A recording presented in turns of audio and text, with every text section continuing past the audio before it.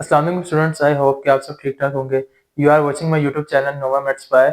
जिस तरीके से बायोलॉजी की सेशन में हमने चैप्टर वाइज आपको वीडियो अपलोड करते रहे आपकी तैयारी के लिए, तो इसी तरीके से हमने आज एक और चैप्टर इंट्रोड्यूस किया which is cell and chapter number 4 in class 11। Thank you so much. तो स्टूडेंट्स, जो हमारा जो पहला टॉपिक है सेल्स के अबाउट, वो है डिस्कवरी। ये डिस्कवरी आप लोगों ने बड़े अच्छे तरीके से याद करनी है, क्योंकि इनके रिलेटेड जो है वो हमेशा एमसीक्यू जो है वो यूसेट में पूछा जाता है। तो सबसे पहला जो है वो डिस्कवरीज देख लेते हैं, वो हम क्या है। सबसे पहले है रॉबर्ट हुक की 1665 में। अब इन हजरत ने क्या काम किया वो देख लेते हैं हम। इन्होंने माइक्रोग्राफिया जो है ना, एक कह लें एक कम्युनिटी है जहाँ पे साइंटिस्ट जो है डिफरेंट किस्म की रिसर्चेस करके अपने जो वर्क को पब्लिश करते हैं। तो माइक्रोग्राफिया एक कम्युनिटी का नाम था जहाँ पे रॉबर्ट हुक ने अपना काम जो था पब्लिश किया था। अब उनका काम क्या था? उनका काम ये था कि उन्होंने कॉर्क जो था, एक प्लांट है जिसका उन्होंने जो लेयर था उसको स्टडी किया था। और स्टडी करने के बाद माइक्रोस्कोप के अंदर उनको ये पता चला था कि इस कॉर्क के अंदर जो है वो थोड़ी सी स्पेसिस हैं, स्मॉल किस्म की स्पेसिस थी, हनीकॉम लाइक। और इन स्मॉल स्पेसिस को इन्होंने कहा था कि ये सेल है। और ये रॉबर्ट हुक वाहिद ऐसे साइंटिस्ट थे जिन्होंने सबसे पहले सेल का नाम दिया था। इसी तरह अब इनकी जो स्टेटमेंट थी अबाउट सेल के, वो ये थी कि cell is empty space surrounded by thick wall. अभी तक जो इनकी इन्वेंशन थी या इन्होंने जो चीज अभी तक फाइंड आउट की थी सेल्स के रिलेटेड, वो यही थी कि सेल जो है वो एक जस्ट एम्प्टी स्पेस है और इसके इर्द गिर्द जो है अराउंड इसके जो है वो एक थिक वॉल है। और इसी तरह जो दूसरे साइंटिस्ट हैं वो है लॉरेंस ओकेन। 1805 में लॉरेंस ओकेन ने ये चीज डिलीवर की कि लाइफ जो है वो बिगिन की गई है सेल से, यानी कि जितने भी जानदार हैं, लिविंग ऑर्गेनिज्म हैं, उनका जो ओरिजिनेशन है वो सिर्फ सेल की वजह से हुआ। इसी तरह जीन बैप्टिस्ट डी लमार्क ने 1809 में उसी फॉर्मेशन की जो थी लॉरेंस ओपन की, थोड़ा सा चेंज किया और ये स्टेटमेंट दी कि नो सेल नो लाइफ, यानी कि अगर सेल नहीं है किसी चीज में तो इसका मतलब है कि उसके अंदर लाइफ भी नहीं हो सकती। इसी तरह रॉबर्ट ब्राउन ने 1831 में ये चीज स्टेट की कि न्यूक्लियस एक चीज होती है, एक ऑर्गेनल होता है जो कि पाया जाता है सेल के अंदर। तो रॉबर्ट ब्राउन, एक ये चीज इंपॉर्टेंट है आपको करने के लिए।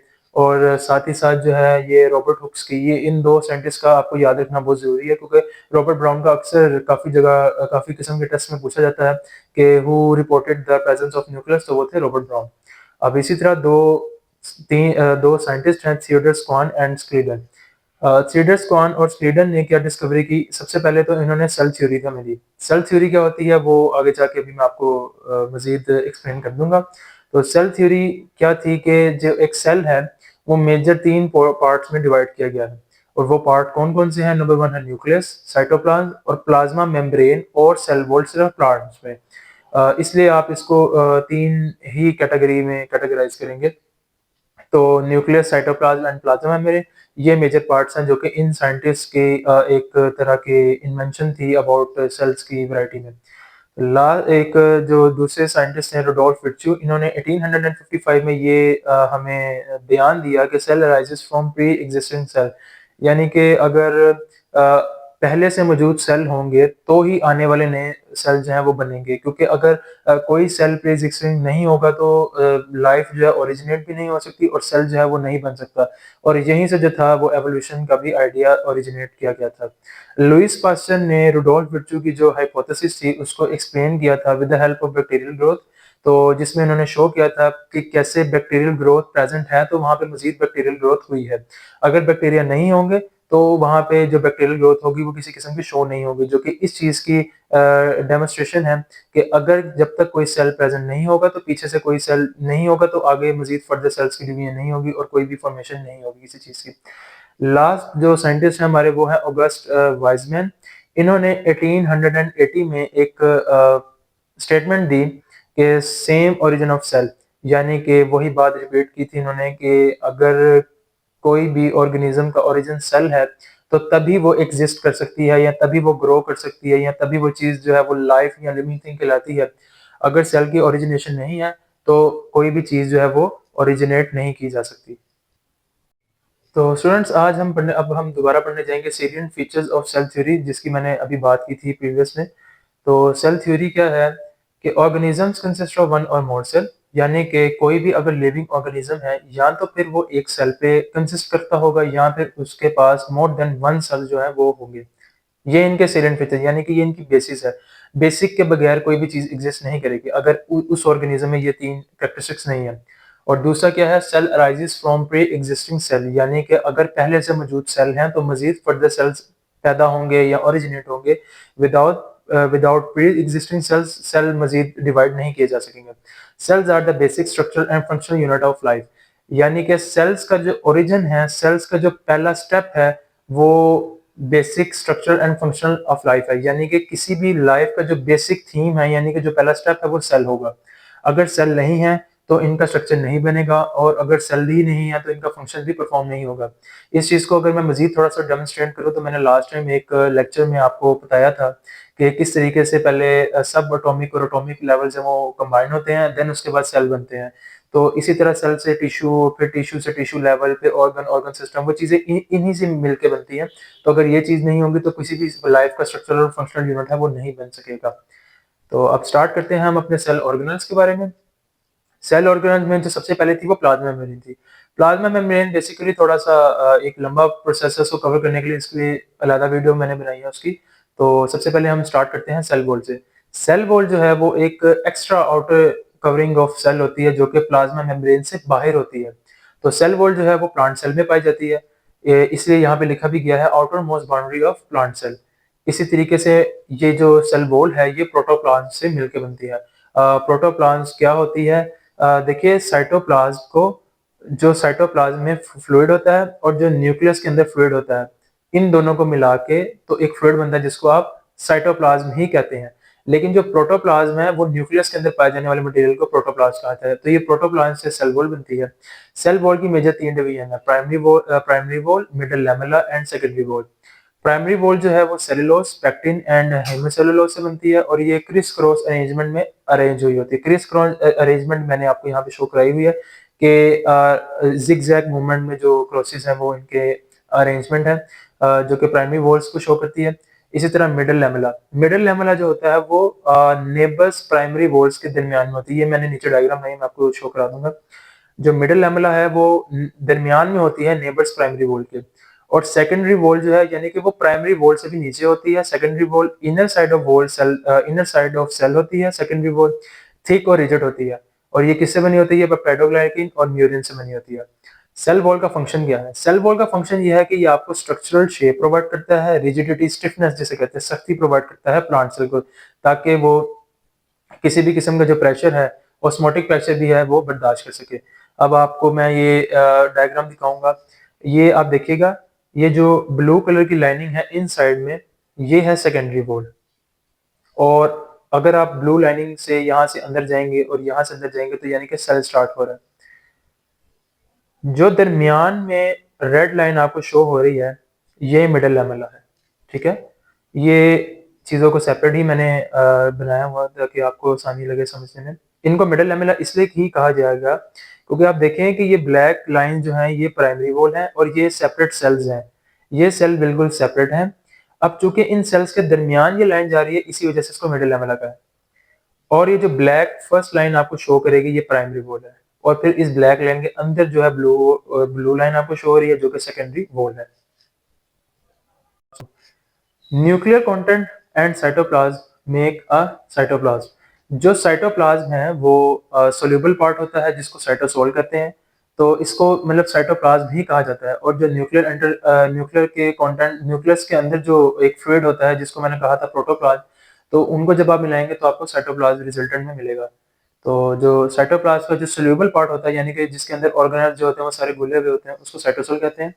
इस साइटोप्लाज्म के अंदर 90% जो है वो आपको वाटर मिलेगा, यानी कि वाटरी कंटेंट्स इसके अंदर होंगे। और जितने भी लाइफ एसेंशियल मॉलिक्यूल्स हैं, यानी कि जितने भी एंजाइम्स होंगे, एटम्स होंगे, मॉलिक्यूल्स होंगे, वो सारे आपको साइटोप्लाज्म के अंदर मिलेंगे। साइटोप्लाज्म के फंक्शंस क्या है?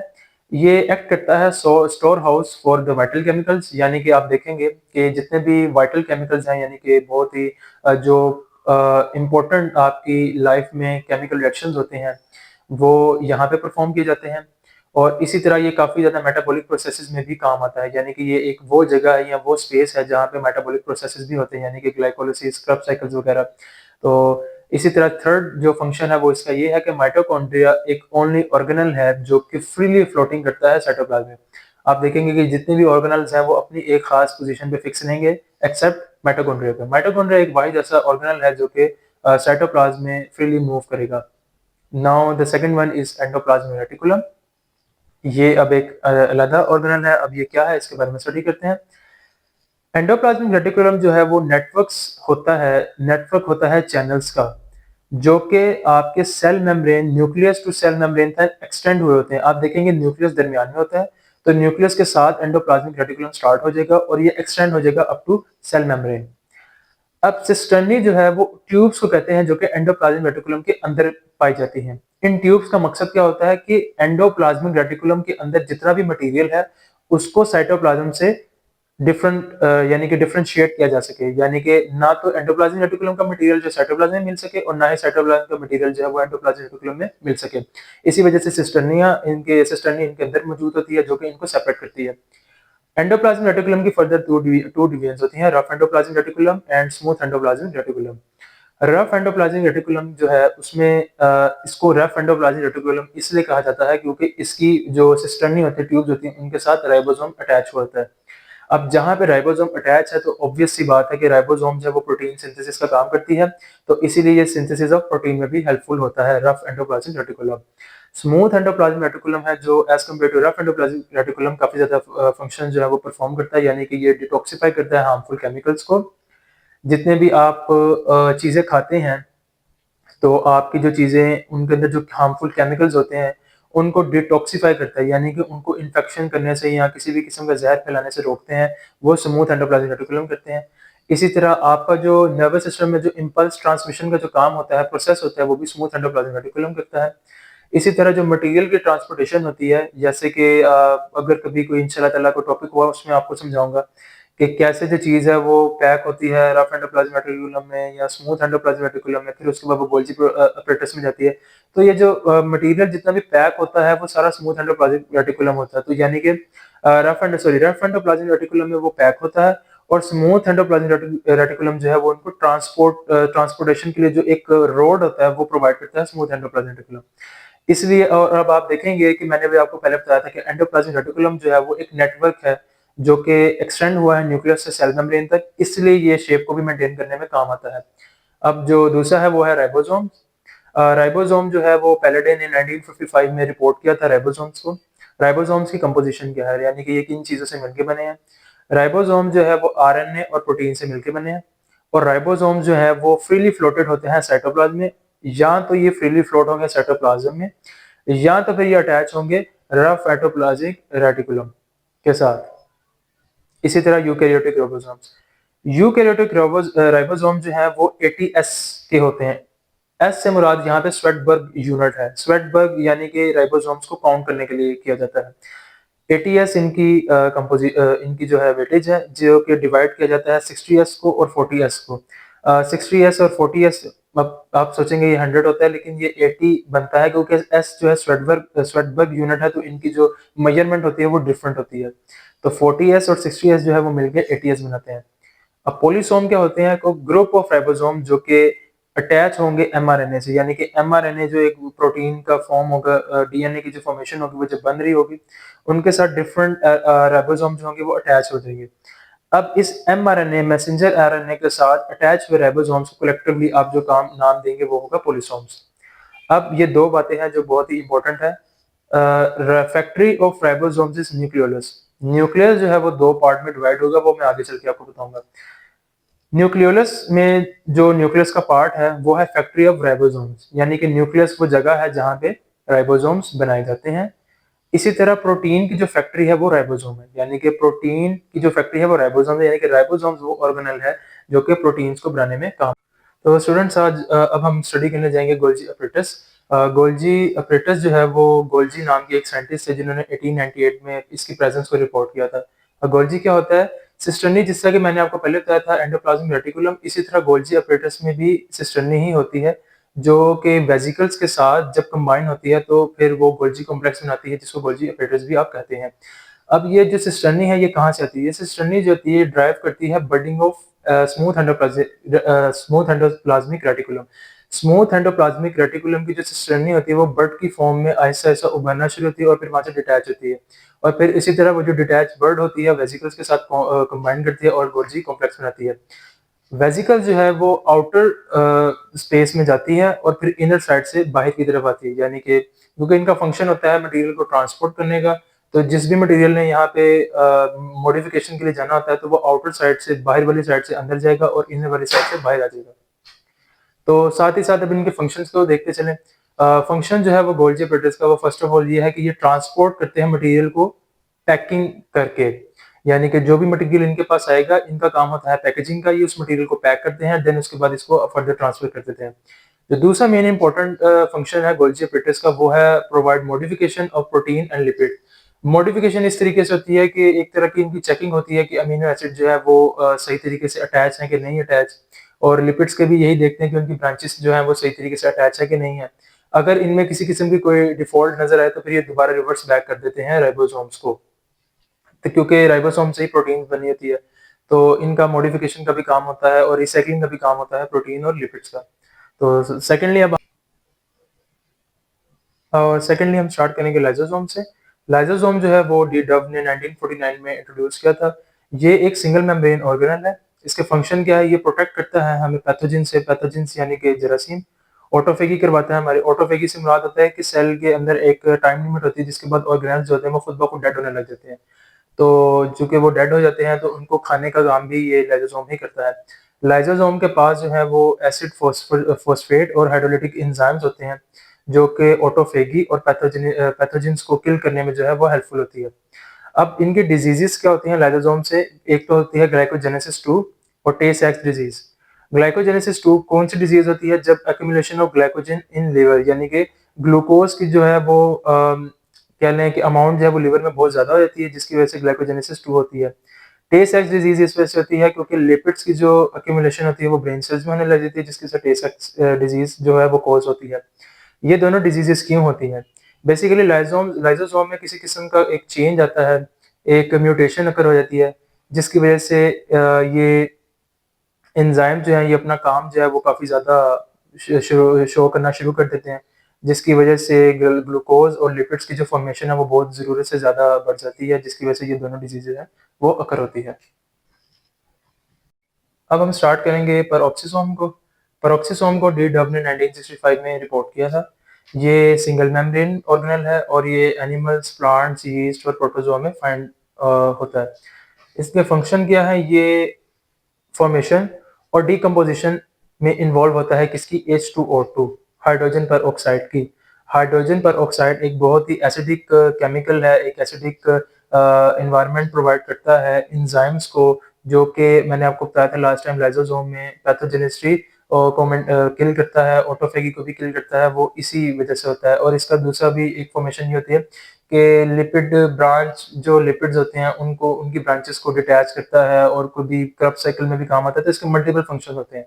तो इनकी जो फॉर्मेशन होती है, मतलब मैं आपको थोड़ा सा अगर बताता चलूँ तो लिपिड्स को जब अनब्रांच किया जाता है तो फिर उसमें से ये H2O2 कन्वर्ट होता है। H2O2 चूंकि एसिडिक होता है तो वो सेल के लिए असरअंदाज काफी ज्यादा होता है, इसी वजह से इसकी डिकम्पोजिशन भी पैरोक्सिसोम ही करवाते हैं। नेक्स्ट है हमारा ग्लाइऑक्सिसोम।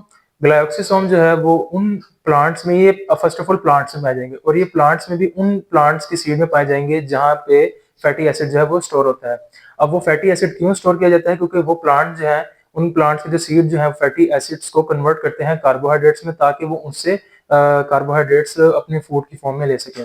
अब ग्लाइऑक्सिसोम का फंक्शन क्या है, ग्लाइऑक्सिसोम का फंक्शन ये है कि ये first of all glyoxysome glyoxylate cycle की मदद से ये जो कार्बोहाइड्रेट्स फैटी एसिड्स थे इनको कार्बोहाइड्रेट में कन्वर्ट कर देता है, नंबर वन। और नंबर टू ये होता है कि ये बहुत शॉर्ट ड्यूरेशन के लिए पाए जाते हैं सिर्फ लिपिड रिच सीड में, क्योंकि लिपिड रिच सीड में लिपिड्स की अमाउंट काफी ज्यादा होती है और फिर ये जो ग्लाइऑक्सिसोम होता है इन लिपिड्स को कार्बोहाइड्रेट्स में कन्वर्ट कर देता है, जिसकी मदद से प्लांट को जो है वो फूड मिलता है। नेक्स्ट है हमारा वैक्यूल। वैक्यूल जो है वो प्लांट्स और एनिमल्स दोनों में पाया जाता है। यहाँ पे लिखा है दे फॉर्म बाय कोलिसेंस। कोलिसेंस का मतलब होता है कॉम्बिनेशन, यानी कि प्लांट्स की यहाँ पे सिर्फ बात की जा रही है क्योंकि एनिमल्स में ये स्मॉल रेशियो में या स्मॉल अमाउंट में ही पाए जाते हैं, यानी कि इनकी जो वेटेज है ये बहुत ज्यादा नहीं होती। तो कोएलिशंस का मतलब होता है कॉम्बिनेशन, जब बहुत ज़्यादा छोटे-छोटे वैक्यूल जो हैं वो मिल जाते हैं, तो फिर एक लार्ज वैक्यूल बनता है प्लांट सेल्स में। प्लांट सेल में वैक्यूल जो होता है वो चूँकि उसकी लेंथ काफ़ी ज़्यादा होती है, इसी वजह से उसके जो ऑर्गेनेल्स होते हैं वो पेरिफेरल यानी कि उनके सेल मेम्ब्रेन के बाउंड्री के इर्द-गिर्द तक तकरीबन पहुँच जाते हैं। वैक्यूल्स का फंक्शन क्या होता है? ये फूड को स्टोर करने में काम आते हैं। इसी तरह वेस्ट प्रोडक्ट जितना भी होता है, जितना भी बायोकेमिकल वेस्ट होता है या रिएक्शंस का वेस्ट होता है, वो भी वैक्यूल में स्टोर होता है। इसी तरीके से एनर्जी और मॉलिक्यूल्स, यानी कि जो नए मॉलिक्यूल्स फॉर्म जिनकी जो नए मॉलिक्यूल्स की फॉर्मेशन हो रही होती है या जो बायोकेमिकल रिएक्शन में से जो प्रोडक्ट कुछ बच जाते हैं, उनकी भी स्टोरेज वैक्यूल्स में होती है। तो अब हम स्टडी करेंगे सेंट्रियोल को। सेंट्रियोल जो है वो 9 इंटू 3 ट्यूब्यूल्स यानी कि 3-3 ट्यूब्यूल्स होती हैं और 3 ट्यूब्यूल्स जो हैं वो 9 रेशो में पाई जाती हैं, यानी कि 3 ट्यूब्यूल्स होंगी। अब इन 3 को आप एक यूनिट कंसीडर करें।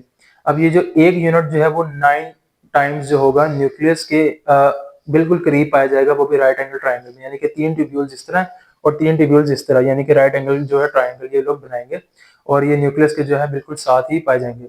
और ये जो है सेंट्रियोल जो है ये ऑपोजिट पोल्स में मूव कर जाते हैं जब सेल डिवीजन हो रही होती है, क्योंकि इन्होंने ही आगे स्पिंडल फाइबर जो है बनाने होते हैं। स्पिंडल फाइबर जब बनते हैं तो इनकी रोटेशन बैक यानी कि क्रोमोसोम्स को तोड़कर वापस लेके आना सेंट्रियोल ही करते हैं। अब इनके फंक्शन क्या है? सेंट्रियोल सबसे first of all formation of सीलिया में काम आता है और दूसरी तरह ये लोकेशन प्रोवाइड करता है क्लेवेज फरो। क्लेवेज फरो क्या होता है कि जब सेल की डिवीजन होती है तो उस सेल ने टूटना कहाँ से है उसकी जो लोकेशन है वो सेंट्रियोल प्रोवाइड करता है। अब है साइटोस्केलेटन। साइटोस्केलेटन क्या होता है? Cytoskeleton made of tubulin, actin, myosin and tropomyosin proteins. ये कुछ प्रोटीन्स हैं जो कि साइटोस्केलेटन में पाई जाती हैं। साइटोस्केलेटन जो है वो फर्दर 3 ब्रांचेस में डिवाइड है, जो कि है microtubule, microfilament and intermediate filament. Microtubule क्या है? ये लॉन्ग, अनब्रांच्ड और ट्यूबुलिन प्रोटीन से मिला होता है और ये इन्वॉल्व होता है assembly and disassembly of spindle structure during mitosis. यानी कि माइटोसिस में आप देखेंगे जो स्पिंडल फाइबर्स फॉर्म हो रहा होता है, जो कि क्रोमोसोम्स के बाद जाके अटैच होता है और फिर क्रोमोसोम्स को वापस अपने सेल्स में लेके आता है, सेल्स ब्रेक डाउन होते हैं, वो सारे with the help of microtubules होते हैं। अब माइक्रोफिलामेंट क्या है? माइक्रोफिलामेंट से मुराद more cylinder made of actin protein. Microfilament जो है वो एक्टिन प्रोटीन से मिलकर बने होते हैं और सिलेंडर से मुराद है कि इनके जो स्पेसिस हैं वो मजीद स्मॉल हो जाते हैं और लेकिन सिलेंड्रिकल ही रहते हैं, यानी कि राउंड शेप में ही रहते हैं, सिलेंडर टाइप में। और ये जो है सेल की इंटरनल मोशन में जो है वो हेल्पफुल करते हैं। इसी तरीके से लास्ट जो है हमारा इंटरमीडिएट फिलामेंट जो है ये जस्ट शेप को मेंटेन करने में काम आता है। लास्ट जो है हमारा वो है माइटोकॉन्ड्रिया। माइटोकॉन्ड्रिया जो है वो डबल मेम्ब्रेन ऑर्गेनेल है और इसको सेल का पावर हाउस भी कहते हैं, क्योंकि जो सेल के लिए एनर्जी जनरेट करता है वो माइटोकॉन्ड्रिया ही करता है। माइटोकॉन्ड्रिया जो है इसका अपना सेल्फ डीएनए होता है और चूंकि इसके पास अब डीएनए है तो इसके पास एबिलिटी भी है कि ये खुद से रेप्लिकेट भी हो सके और ये सेल्स को जो एनर्जी फॉर्म करता प्रोवाइड करता है वो एटीपी के फॉर्म में करता है। जितने भी Krebs cycle, aerobic respiration, fatty acid metabolism, ये सारे इसके माइटोकॉन्ड्रिया के मैट्रिक्स में किए होते हैं। अब हम स्टार्ट करेंगे प्लास्टिड्स के बारे में। Plastid again membrane bounded pigment body है जो कि प्लांट सेल्स में जो है खाली पाए जाते हैं।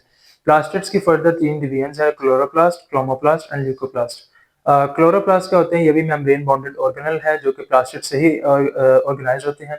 ये green pigmented convert lights to food, यानी कि ये ग्रीन कलर के होते हैं और ये क्या करते हैं? लाइट को कन्वर्ट कर देते हैं फूड में, यानी कि जब फोटोसिंथेसिस का अमल होता है और उसमें जो फूड बनता है वो क्लोरोप्लास्ट की मदद से ही होता है। और क्लोरोप्लास्ट जो है ये वाहिद एक ऐसा ऑर्गेनल है जिसके अंदर मैग्नीशियम आयन पाए जाते हैं। मैग्नीशियम आयन जो है वो उनको फूड बनाने में हेल्पफुल देती है और ग्रीन पिगमेंट होने की वजह से ही आप देखेंगे कि मोस्ट ऑफ द प्लांट्स जो है उनका कलर जो है वो ग्रीन कलर में ही होगा। Second one is chromoplast. Chromoplast जो है वो पेटल को और जो राइपेंड फ्रूट यानी कि वो फ्रूट जो पक चुके होते हैं ये इनमें कलर इम्पार्ट करती है। अब पेटल्स में, फ्लावर के पेटल्स में और राइपेंड फ्रूट को कलर इम्पार्ट करने से क्या होता है कि पॉलिनेशन को और सीड डिस्पर्सल में, यानी कि जब वहाँ पे किसी किस्म के जो बर्ड्स हैं या बटरफ्लाई हैं वो जब यहाँ पे पॉलिनेशन करती हैं तो साथ ही साथ सीड की भी डिस्पर्सल होती है, यानी कि सीड जो है वो दूसरी जगह पे भी जाके बिखरते हैं। Third one is leucoplast. Leucoplast colourless है और ये अंडरग्राउंड पार्ट ऑफ प्लांट्स में पाया जाता है, यानी कि प्लांट्स के वो हिस्से जो कि अंडरग्राउंड में होते हैं ये वहाँ पे पाया जाता है और ये हेल्पफुल किस में होता है? स्टोरेज ऑफ फूड में। इसकी एक एग्जांपल आप ले लीजिएगा पोटैटो में, क्योंकि पोटैटो जो है वो आप देखेंगे अंडरग्राउंड क्या कहते हैं ज़मीन में पाया जाएगा और ये फिर वहाँ पे आपको फूड जो है वो उसको स्टोर करने में हेल्पफुल करेगा। Last one is our nucleus.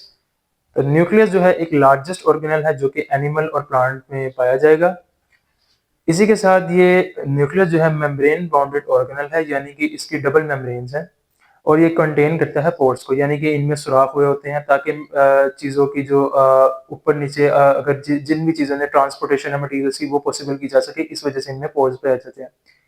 Nucleus जो है वो फर्दर न्यूक्लियोलस एंड न्यूक्लियोप्लाज्म में डिवाइड किया जाता है। न्यूक्लियोप्लाज्म जो है वो वाटरी इन्वायरमेंट जो है न्यूक्लियस के इनसाइड, इसको न्यूक्लियोप्लास्ट कहते हैं। न्यूक्लियोलस जो है वो एक अलग सब यूनिट है न्यूक्लियस का। न्यूक्लियोप्लाज्म में क्रोमोसोम पाया जाता है जो कि मजीद गाढ़ा होता जाता है जैसे जब सेल की डिवीजन होने लगती है। साथ ही साथ न्यूक्लियोलस जो है वो मैंने आपको लास्ट टाइम मेंशन किया था कि न्यूक्लियोलस जो है वो फैक्ट्री है राइबोसोम्स की, यानी कि न्यूक्लियोलस वो जगह है जहाँ पे राइबोसोम्स बनते हैं। तो स्टूडेंट्स अब हम स्टडी करेंगे differentiate between prokaryote and eukaryote, और ये हमारा जो है लास्ट टॉपिक है। इसके अलावा जो है हमारा बस प्लाज्मा मेम्ब्रेन रह गया, उसकी ये वीडियो जो है इंशाल्लाह ताला एक सेपरेट वीडियो जो है वो बनेगी। तो ये प्रोकैरियोट और यूकैरियोट के दरमियान जो डिफरेंस है वो आप देख लीजिएगा। प्रोकैरियोट के अंदर न्यूक्लियस नहीं पाए जाते, however in the eukaryote there is a nucleus. Prokaryote के अंदर मेम्ब्रेन बाउंडेड ऑर्गेनल्स जो है वो प्रेजेंट नहीं होंगे, जबकि यूकैरियोट में मेम्ब्रेन बाउंडेड ऑर्गेनल्स प्रेजेंट होंगे। प्रोकैरियोट के अंदर जो राइबोसोम है वो 70s राइबोसोम है और यूकैरियोट के अंदर 80s राइबोसोम्स है। अगर प्रोकैरियोट्स के सेल ने डिवाइड होना है तो उनको बाइनरी फिजन की मदद लेनी पड़ेगी डिवीजन के लिए, जबकि यूकैरियोट के लिए माइटोसिस जो है वो जरूरी होता है सेल के डिवीजन के लिए। प्रोकैरियोट की जो सेल वॉल है वो पॉलीसेकेराइड से मिली होती है, जबकि यूकैरियोट में तो सेल वॉल नहीं होती लेकिन सिर्फ प्लांट में होती है, और प्लांट्स की जो सेल वॉल है वो सेलुलोज से बनी होती है। तो ये था आज का हमारा चैप्टर। अगर आई होप कि आप लोगों को अच्छा लगा होगा। हमने बड़े ही स्पेसिफिक और जो इंपॉर्टेंट पॉइंट्स हैं उनको निकाल के इस चैप्टर को कवर किया है, जो कि यूसेट की प्रिपरेशन के लिए इंशाल्लाह ताला आपको बहुत ही ज़्यादा हेल्पफुल होगा। अगर आपको फिर भी किसी किस्म की कोई क्वेश्चन रहे या कन्फ्यूजन रहे तो आप हमें जो है वो कमेंट कर सकते हैं। Thank you so much.